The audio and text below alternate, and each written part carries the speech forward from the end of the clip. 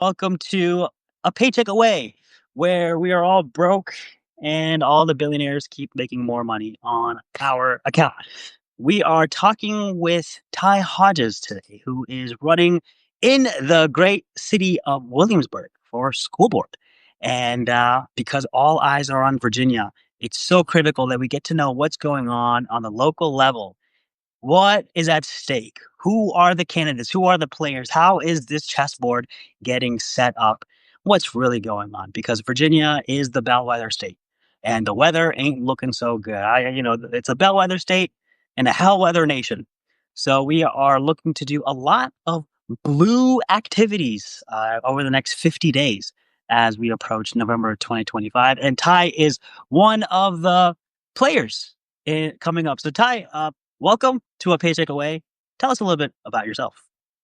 Thank you. And I will be quick to remind your audience you don't have to wait until November. Early voting starts this Friday. So vote early if you can. Get it out of the way.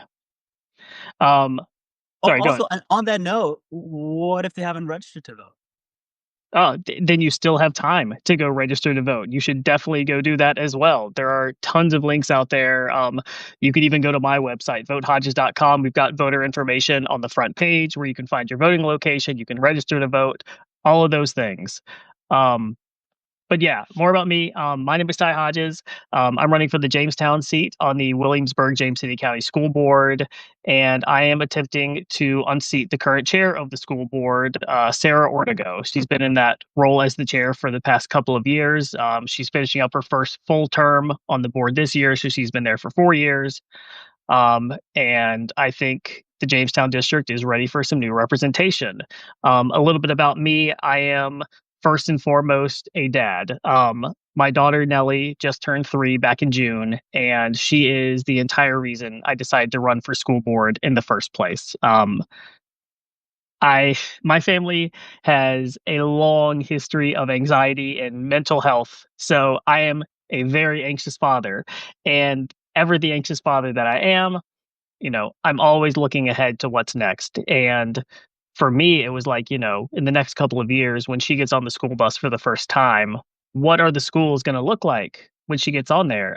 Am I comfortable as a parent knowing that she's going to go to a school where she's going to be taken care of, where she's going to be cared for, where she's going to be surrounded by empathetic and loving staff and teachers, where she's going to be able to grow academically, emotionally, socially, physically, all the things that a parent wants for their child. And when I looked around at the bigger picture, the bigger state of education right now in this country, that's not a guarantee. Public education is very much under attack right now nationwide, and we're seeing that here in Virginia as well. We can talk about this as we get later on, but there are a lot of things happening in Richmond that are kind of designed, almost it would seem on the surface, maybe to make Virginia's public education institutions look worse than they perhaps are. Um, so all that being said, it felt like the right time for me to throw my hat into the ring and to try to make some positive change, because at the end of the day, local elections are the last backbone of democracy. Like, if we want to insulate and protect our communities, it has to happen at the local level. And so, to everyone watching this, um, please get out there and don't get ballot fatigue when you're filling out the ballot. Make sure to research every single race that you have available, because it could be the commissioner of the revenue, it could be the school board member, it could be the board of supervisors member that affects your day-to-day life more than anything that happens up in DC. These days maybe it doesn't feel like that, but I promise you these local races matter, and don't forget about us local candidates, man. We're out here grinding just like everyone else. The phrase "all politics is local" is 100% accurate. There are things happening locally, and even I would even consider the state assembly local. There are things that are happening that people are completely unaware of. And sometimes, because of that lack of awareness, all it takes is a few phone calls to change a person who can effectuate policy changes. And all it takes is a few calls to change their mind. And war story. I had a bill I was fighting when I was at the Virginia Poverty Law Center, and this was at a time when Republicans had the majority. And so I was just fighting just so that it wouldn't go away without at least somebody, or it wouldn't go forward without somebody fighting against it. And what it was it was a law it was a bill that said if somebody had received TANF cash assistance, TANF stands for Temporary Assistance for Needy Families. It's a program that benefits maybe a few thousand people. We can talk for an hour about it, but it's a cash assistance program.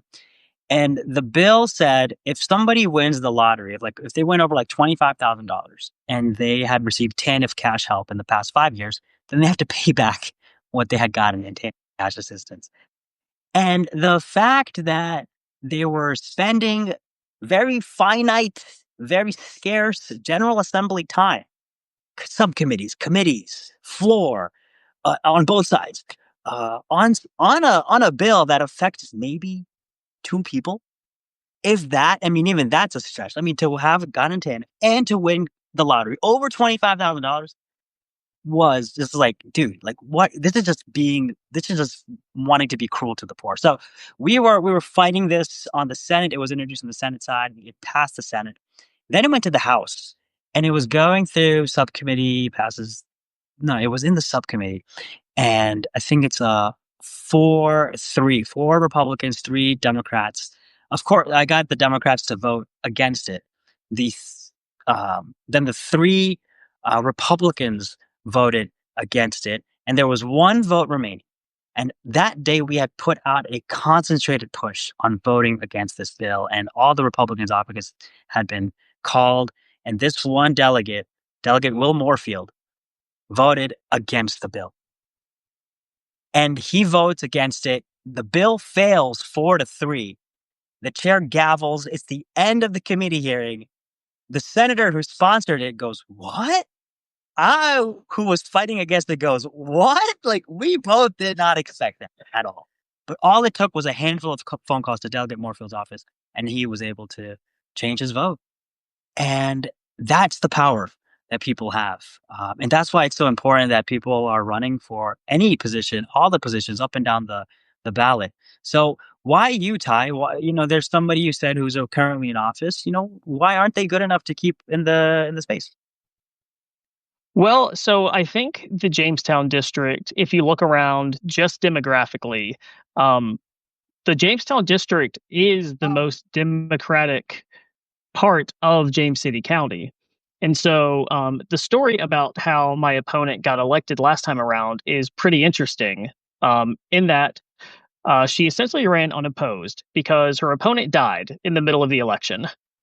And so, yeah, so there was a last minute write-in campaign that was staged. Obviously, was not going to be successful, and so she essentially got in unopposed.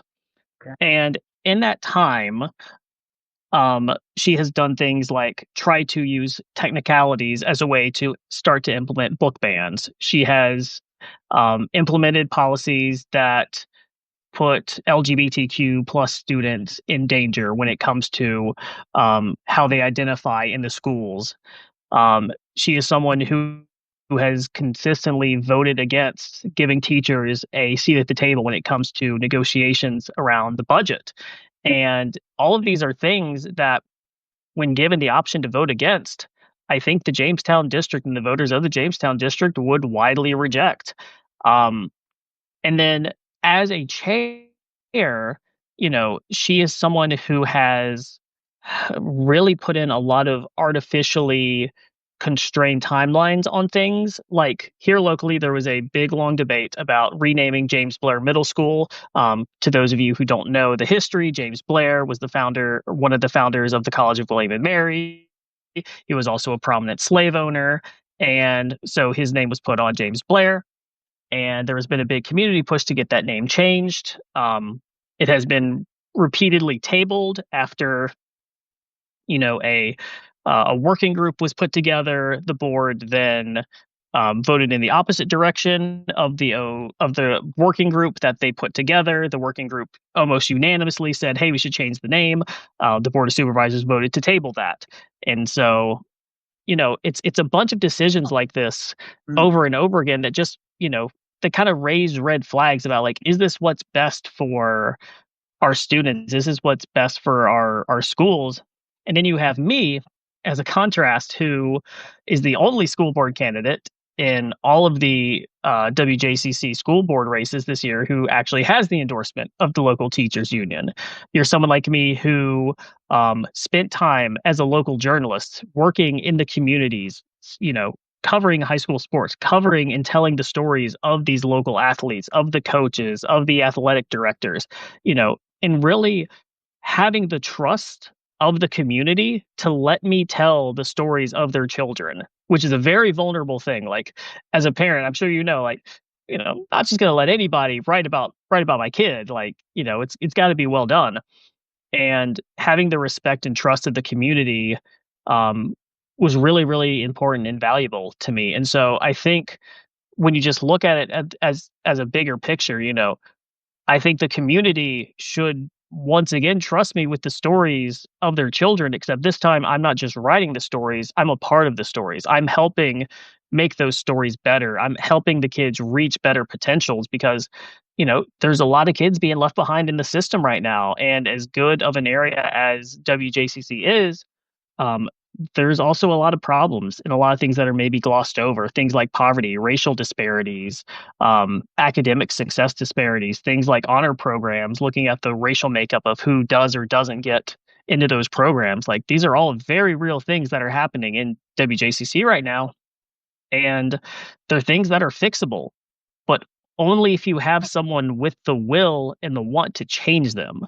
And right now, Mhm. leadership doesn't reflect that. And I think the Jamestown voters deserve someone who actually does. Now we're joining us today is Ty Hodges. He's running for school board in Williamsburg or the Jamestown area of Williamsburg. So one of the things you mentioned was there's a school that's owned by a school that's named by some after somebody who owned enslaved people, James Blair. What did the working group say? What the name should be changed to, or was it just like we need to change it? We'll figure out the name later. So they're as part of the working group, they did put together a list of names, and um, all of the names were fine. I will say I am on the record. Just a couple weeks ago, we did a candidates forum where I was on stage with 12 other candidates, ranging all the way from House of Delegates to how to local races. And at that forum, I went on the record as saying school names don't have to be spectacular. I would be okay with school names being boring from here on out. The high school I went to was called Northside. There was never any controversy. There was never any thought put into why is that called Northside? It was just Northside. And what you have here is a name that is so divisive from a person that is so divisive that as long as you have this school with at least one black child attending it, this conversation is not going anywhere because there are really, really passionate, motivated people who want that name changed, and they're not going anywhere. And so, from my mind, even if you disagree from a core perspective, philosophically, of I don't think we should be removing names from buildings or statues or monuments of Confederate leaders, even if you hold that mindset, I maintain that it is in the best interest of the community to move forward with a new name for the school. We put this whole mess behind us because all it's going to continue to do is inflame the community. It's going to raise tensions. It's going to keep tearing the school system apart. And how much valuable time are we going to spend as a school board relitigating and renegotiating this over and over and over again when the best argument I can see against it is the cost, because there is a cost with changing the name. You have to redo fields and scoreboards and stuff like that. And the cost of this was estimated to be $90,000. The school system returned to the localities millions of unspent dollars from the last fiscal year. The money is there. It's not an argument. Okay. So if we're talking about this as an issue, we can either keep fighting about this as a community and tearing ourselves apart over this, or we can just change the name, something boring, something that no one is going to give um, a rat's Can I cuss on this? My parents are watching. Okay, no one's gonna give a rat's butt about it, and and we're gonna move forward as a community, and we're gonna be happier for it. I don't think school names need to be this grand gesture. It doesn't need to evoke emotion. I think they can just be a plain old boring name about a landmark or a road or something like that. And I think we're all way better for it. Well, I love when these types of questions go out to the public, and the public gets to name. And if it became like Schoolie McSchoolerston, I think I would be happier for it. So, moving on to like, think like when you're campaigning, you're out there knocking doors, you're going to events, you're meeting so many people. What would you say is like your favorite campaign moment so far? Oh man, favorite campaign moment. That is a good question. Um I only ask good questions. I'm gonna say all the times, and I say all the times because there have been multiple times. Um Actually that's not true. I've got two.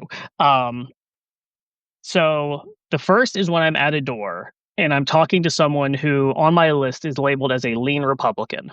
And I know going in that, this could be a bit of an uphill battle.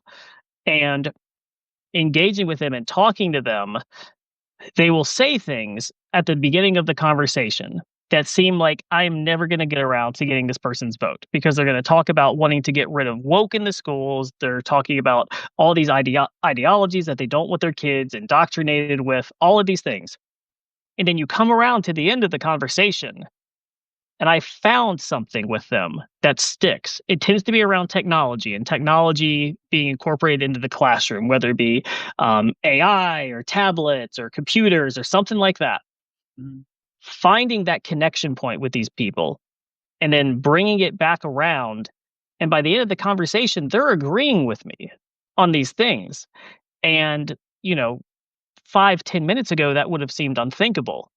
And now all of a sudden, they may not end up still voting for me, but at least there is a doubt in their mind, like, oh, maybe I could support this guy. And I want to go back to the candidates forum because that's the second one. This is actually my favorite moment of the entire campaign. Um, in the center row, this was in an auditorium that held about 200 people. And in the second row, in the very center of the auditorium, there was a row of Republicans there to support their candidates. And I knew it was them because they were pretty much the only ones clapping whenever their candidates would answer a question. Well, um, by the end of it, they were talking amongst themselves, and I learned this from another candidate who was watching, and one of the members of her campaign, and they were sitting in the row in front of these Republicans. And this row of Republicans were talking amongst themselves like, those two are really good. I want to vote for both of them. Well, they were referring to me and my opponent until the other candidate had to turn around and remind and inform them, oh, they're running for the same seat. And so, you know, it's being able to convey a message well enough to where even people who wouldn't think they would be voting for me come away thinking like, "I really like what that guy had to say, like, he makes a lot of sense on a lot of these issues." Yeah, spam those hearts in the chat, I saw that one.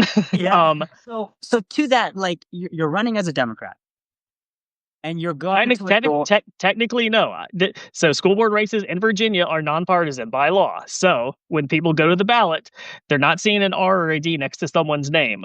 Now, am I supported by the historic Triangle Democrats? Absolutely. Just like my opponent is supported by the local Republican Party. But that's an important distinction to make because when people ask me on the door, "Are you a Republican or Democrat?" I try not to answer that question. Actually, I try to say, "Oh, school board races are nonpartisan," and then when they press me like, "Oh, who do you vote for?" Then I will answer that question. But on the doors, I am not outing myself immediately like, "Hi, I'm Ty Hodges, running Democrat, running for school board," because in my mind, school board races in our schools should be nonpartisan. Politics shouldn't have to enter this equation. Um, but here we are. It's 2025, and the reality of the situation is everything is political at this point. And if we're not going to play ball, then we're going to lose our schools and we're going to lose our localities. And that's what's been happening over the past 50, 60 years, slowly but surely. But I'm sorry, didn't mean to interrupt your question. Just an important No, point for clarification. that was the question. Like that was a distinction. Like a you know why would a Democrat go to a lean Republican's door? Well, it's because it's a nonpartisan position. So that's really great. that this messaging is resonating with people, not with partisan folks, with people. And that's important. I feel like that's what we're seeing in general as well. I feel like we're entering a post-party society where people who are Democrats have been waiting for a Republican Party to die out, and others have been waiting for the Republicans have been waiting for the Democratic Party to die out. When really, if you zoom out and you're like, well, no, no, no, both parties are dead. Uh, what people grew up with regards to Republicans like 50 years ago, completely different party today. Same thing goes for Democrats, completely different party today. And ultimately, they have forgotten the working class folks. And as a result, you see things changing from election to election where people didn't think President Trump would get the popular vote, but because the working class felt neglected by President Biden, they went with Trump because he kept talking about working class issues. So that's the thing. Like we're just entering, and now we're seeing the rise of working class, working families candidates all across the country, which is really saying something at the same time. Whereas the Democratic Party doesn't even seem to be backing those candidates. So that's a whole different political theory 101, 301 level class you can go into. But we're really entering a really interesting time. And because we're like involved in the politics of elections and elections of politics, it's like we're seeing it, but people on the outside may not even know. Like they probably just know the microcosm of their life, but really there's something happening on a national level. And I think there's like this rhetoric of, "Hey y'all, do you feel something in your gut? Do you feel like something's wrong or something's about to happen?" And yeah, so yeah, something is happening. And you know, you're from Jamestown, where we had quite a bit of a revolution some centuries ago. Now, when it comes to the next innovative thing, the next revolutionary thing, you know, universal school meals is on people's minds. We just saw New York adopt it as an entire state. So, what are you thinking? Where's Williamsburg in this space? How's it looking on a General Assembly level too? Or what are your thoughts on it? I think making sure as a policy that all of our kids are fed makes a ton of sense, not only academically, but from a general health perspective. For as much noise is out there from the Make America Healthy Again movement, there seems to be a lot of pulling back from food from kids' stomachs happening at that level. And so, you know, the science is there from an education standpoint. Kids learn better and people learn better, not just kids, adults. Everyone learns better when they are physiologically capable of learning. And what does that look like? That means being well rested. It means being well fed. It means being hydrated. It means being in an environment that is conducive to learning. And so all of this kind of wraps around into infrastructure, food security, housing, transportation, like all of these big, big, very nebulous concepts come together and they kind of merge at the education piece locally, and that's where all of it kind of converges. That's where Richmond and DC find its way down to the local level. You want to talk about things, what's the next big thing? This is not necessarily on the calendar, but I was in a meeting today with the superintendent of the school system as part of a new candidate briefing, orientation, stuff like that. And one of the things that was discussed briefly in there was rethinking the way high school works. Because high schools now are serving a purpose that they maybe are not, um, that's maybe not the best for how society is shaped right now. And I think what that means is that schools right now, at least when I was growing up, so this was, oh God, I don't even want to think about it. I graduated, let's say 12 years ago. 12 years ago, when I graduated from high school, I don't even know if that math is right off the top of my head, but that's fine. When I graduated high school, Breaking um, news: school board candidate can't do math. it's a bad look for me, I gotta say. Um, all the talk was about college preparedness, getting kids ready for college. And I think we've seen kind of um, a bubble around higher education right now where too many kids are being pushed into college who maybe college is not the best answer for them. And I think you've seen almost a demeaning happening of things like trades and work with your hands and even military service. These are legitimate pathways for people. And those are avenues where people could thrive. Whereas, a child may not be a good reader, but man, are they incredible working with their hands. Why are they not a technician of some sort where they could go out largely debt free after high school and earn high five figures, maybe even six figures, depending on where they're at, doing something that they're good at, that they enjoy, that enriches them, and that actually sparks creativity with them. And I think this is part of um, where high school is not quite meeting the mark for a lot of kids is that we are leaving behind a lot of these kids, the ones who are better outside of the traditional classroom setting, who are better with their hands or who are better in front of a keyboard doing code or creating something with the arts, um, something with music, all this wide breadth of content that someone could be engaging in. And we've gotten so rigid in academia, I think, with standardized testing and making sure that we hit these benchmarks and that every school stays accredited to a certain degree, and it goes on and on and on, and that we keep pushing kids into college where they can accumulate endless amounts of debt, where the prices keep going up, tuition keeps going up, there's inflated costs for everybody, and ultimately the value of a college education starts to decrease because everyone has a bachelor's degree now. Where are your master's students? I remember the Great Recession, hearing all these stories about people who I knew who were coming out of college and they couldn't find a job. The job market is the same now, if not worse, because now we have the threat of AI in companies, slashing jobs because they think a computer or a chatbot can replace people. You know what a chatbot cannot replace? A plumber, an electrician, an HVAC technicians, an auto mechanic. Jobs with these. A robot right now does not have these. Maybe in the future they will, but they don't right now. And so, if we want to prepare our students for the future and for a life after school, that doesn't mean that it just has to be college preparedness. In fact, I think it would be incredibly healthy for society as a whole if we had well rounded people going into the trades.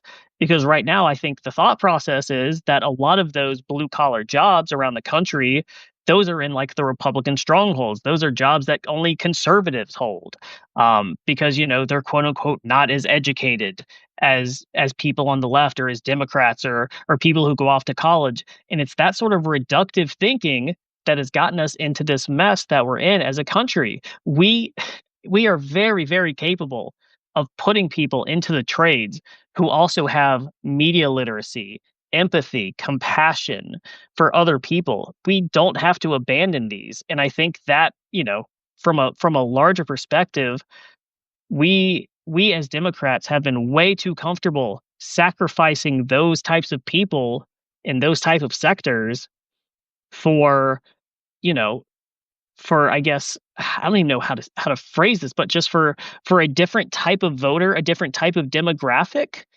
And now this whole thing has come home and we're looking around wondering, well, where did the voters go? Where did the blue collar voter go? How did Ohio go from a purple state to one of the most solidly red states? What happened? How is Florida now out of touching distance? Like what happened there? And it's this. It's absolutely this. And so much of this can be rectified with a good public education system that doesn't cast aside people who don't succeed in a traditional educational system. Like, we got to do love that. better. I love that the vision is proactive instead of reactive because when you're in a school board, if you're reacting, it's already too late. So this proactive measure sounds phenomenal. Now we're at the 30-minute mark, but if there's people with questions for Ty Hodges, he's running for school board in Williamsburg, Virginia.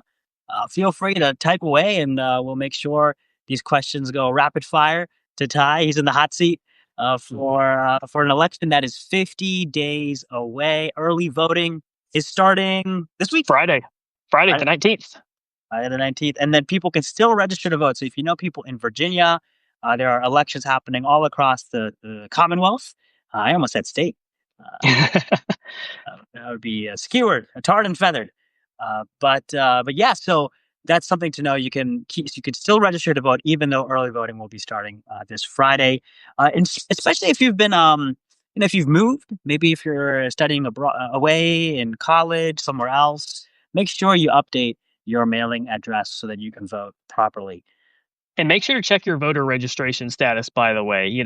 There has been a lot of nonsense pulled in other states about purging voter rolls. And so, just today, Youngkin announced that he was gonna, increase supervision, I guess, let's say, on elections coming up this year. And so, you know, don't take for granted that your name is still on a voter roll. Make sure to go to the Department of Elections website and double and triple check that. Make sure, if you vote early, you can make sure that your ballot was actually received and counted. These are all proactive measures that you can take. So please take nothing for granted, because Lord knows the candidates aren't. And I'll tell you what, one of the great perks about voting early is you get off of all the mailing lists, all the phone call lists, all the text lists. So it is, you vote, everybody vote Friday. And that's not only great for you, but it's also great for the candidate who now no longer has to spend money or spend time reaching out to you via text, email, or mailer or anything like that. So it's a win-win situation. And I guess a triple win for the third win is for democracy, which is, oh, I've heard good things about. So let's say one more question for you, in case anybody else has any questions. I will say this: what is your favorite movie? And answer this question very carefully. What is my favorite movie? Oh man. Um that's gonna be John Carpenter's classic horror movie, Halloween. Whoa, with Mike Myers? Yep. Do you know the origin of the Halloween mask? Oh, I feel like I do, but it's escaping me right now. I've watched a documentary on the making of that film, and it was incredibly interesting. And I feel like they mentioned it on there, but I don't remember exactly the origins of it. I believe it was a painted version of Ronald Reagan or Richard Nixon. Yes, yes, yes, yes, yes, yes. Yeah, it was Right, yeah. yeah, yeah, yeah, yeah. Um, oh man, the rest of this Substack live could be me talking about Halloween. It's such a good movie. That is like my ultimate fall vibes movie. My wife and I will watch that between now and Halloween, and probably even after Halloween, like more than 20 times. It's such a good movie to just have on a good crisp fall night. But as a warning, only the first half of that movie is good to fall asleep to, because the second half of that movie is Laurie Strode screaming. It is a very piercing scream, and it will wake you up from whatever slumber you're in. So just be careful if you're going to doze off, because you will wake up to to some nasty, nasty screams. That is How, very alarming. how has Nelly reacted to it? Nelly has not been exposed to the greatness of that yet. We're a ways off from that, and luckily the sound machine makes sure that she does not get God, get woken up by God any bless, Jamie Lee Curtis God bless screams. the inventor of the sound machine. What a Yeah, white noise is the real MVP in this house. really is. It really. Do you like the sound machines too? Yeah. Yeah, you love the sound Yeah, machines. they're awesome. This is our 3-year-old. You just see the top of the head up. Here's a little fruit bar. Well, thank you so much, Ty. And I love your name, TY. Thank you. Works out so well. Thank you for your time. Thank you for running. Thank you for your vision as well of seeing how we can help children be ready for the future that we don't even know that we weren't ready for. I'll tell you what, I have $250,000 in student loan debt. So Oh, yeah. law school, law school will do that. But we're public servants, and we're going to keep serving the public. Any final thoughts? Yeah, I would encourage anyone watching who is in the Jamestown district or just has an interest in supporting a local. This is a tough fits with a child sticking his tongue out at me. I'm gonna try to stick it out. If you're in the Jamestown district of James City County, or you're just interested in supporting a proud progressive running to try to make schools better for all of our kids, I encourage you to go to votehodges.com. That's HODGES, votehodges.com. There you can donate. You can read more about me. You can learn more about my platform. I've got all sorts of contact information on there. Every question, comment comes directly to me. I will answer you. You can see a picture of Nelly on there if you're curious about, like, oh, who's this adorable 3-year-old who inspired him to run. Um, and then I will say, even if you are not in my district, um, please, please, please do the research for your own local districts. There is a really good chance that you have more than one election happening locally right now.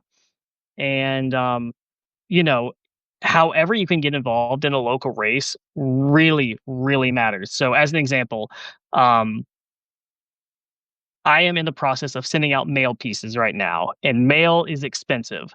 You may not think that $25 a donation to a candidate would go a long way, especially when you start thinking of, like, the race that you're running for, or a Senate race, or any of these bigger races where there are hundreds of thousands of dollars being spent.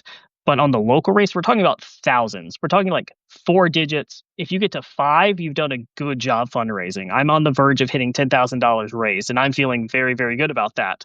That was my goal this cycle, and I'm very, very close to hitting that with some time left. But small donations go a really, really long way, because those candidates, the only way that they succeed is by getting their name out. Local politics is a name recognition game, and not a whole lot of people know what's going on in the school board. A whole lot of people don't know what's going on in city council or the board of supervisors. Uh, I'm going to decline. Bam. Um, a lot of people just are not tuned in to what's happening locally. So doing that is tremendous. Finding the calendar and the schedule for your local city council, board of supervisors, school board. The people who tend to go out to those meetings are the people who are going to affect the most change. And often they are the loudest voices in the room. And when you have people showing up to a school board meeting to support keeping slave owners on the name of a school, fighting against unionization for teachers union, fighting against things like free meals for children in the schools. These are the people who are influencing the people on the board, because they don't hear from the public all that much. So, if you want to get involved, if you want to affect change in your community, you have to get offline. And I know it's a terrifying concept for a lot of people, but you have to actually go out, engage in the community, go to a meeting, make a phone call, write, go out to an event, go get in touch with one of your local board of supervisors members and sit down and have a cup of coffee with them, because that is the type of accessibility you get with local politics that you will not get as you get on, like, the state or the national level. So please don't lose sight of that you know you don't have to just be a voice screaming out into the ether, feeling like no one is going to hear you. Because locally, you have candidates and representatives whose entire job it is to hear from you. And they want to hear from you, but they just don't. And so that's my mission Yeah. to you. Two things: go to votehodges.com and go get engaged in your local races. If you're not in my district, if you're not able to vote for me, do me a solid and go out and vote and get involved in your local races. Make sure that you make the right decision when you go to fill out your ballot, whether it's this Friday or November 4th or any time in between then. Be educated, know who you're voting for, and don't leave it up to a coin toss when you get towards the bottom of the ballot and you no longer have party identification on people. And it's like, oh, I don't know who the Republican is. I don't know who the Democrat is. I don't know what any of these people stand for. The information is out there. You just have to you maybe have to do a little digging, but it's out there, and I promise you, it is way, way more rewarding being able to go in and fill out a complete, intelligent Right. ballot than, you know, having to either guess at the bottom of the ballot or just leave it blank because you Or, don't want to be or, an or uninformed voter. or even when you're googling, like, in the box, like, oh, who's this or who's that? Or just Yeah, you know. exactly. Don't be So that that person. it's important to be a well-informed citizenry, because the corporations, the billionaires, rely on us to not be informed and to just Exactly. not show up to vote. But every single election matters, and in Virginia, we have elections every single year. So, Ty, you kind of glazed on this, but I want to really hit hard to our viewers. Like, go to Ty's website, donate like $5, $10, $20. especially if you live in an area where you're in a safe district, wherever you are in the country. If you're safe, you're like, hey, I could give $10 to my local guy, but it doesn't really matter because it's overwhelmingly this or that, D or R, or nonpartisan in any way, whatever the case. Go to his website, donate a few bucks. Let's make sure that people are able to learn about him through the mailers he's sending out to his neighbors, to his constituents, to the parents of the students that he will be leading, hopefully after November's election. And let me say this. Um, there are a lot of really important races. For my race, mine is the only competitive race happening in our school board this year, and it will literally determine what the balance of power is. If I win my race, all of a sudden there's only 2 Republicans on that board, whereas now there's 3. And that will mean a new chair. And the new chair is a very, very strong, smart woman who will make sure that our schools look a hell of a lot different. And so this is a big potential flip of the balance of power on this school board. Um, The yeah, stakes that are that high. The yeah, stakes are high. the stakes are high for sure. And remember, y'all, this is Jamestown. We can't let Jamestown down at all. What would George Washington say if we let Jamestown down? And also, one last thing. Nothing is certain in this world right now. Nothing is certain in US politics right now. Certainly what we see coming down nationally is alarming, and please don't ever take an election for granted, because legitimately now more than ever, we don't know when the next one might be. We know that they're on the books, but that doesn't mean they're guaranteed to happen. So vote like this election is your last one. Please get out there and vote. Like, do not take this for granted. That's how we got into this situation in the first place. And now we're seeing that, you know, nothing is guaranteed, not like it used to be. Especially in Virginia, we've got the governor, lieutenant governor, attorney general, 100 House delegates, school board candidates, and so many other types of positions. Do your research. If you're in Virginia, I recommend going to vpap.org, vpap.org. And that is one of the most beautiful websites in this country. There's no other state or commonwealth that has a VPAP equivalent. It's the Virginia Public Access Project. It tells you in very simple, very clean ways of what district you're in, who is running, what's going on, and all the things you'd like to know. So definitely check out vpap.org. And yeah, so thanks everybody. I want to make sure no questions came in. Okay, great. All right, everybody. Thank you, Ty, for your time and for taking time away from your campaign to talk to us on Substack. And we will have short video clips from the Substack Live to share with you and to share with your audience. Tomorrow, join us at 6:30 in the PM for a chat with delegate, or rather a candidate for delegate, Jonas Eppert. Thanks so much, everybody, for joining us. Thank you, Ty, and have a good night. We'll see you tomorrow. Thanks.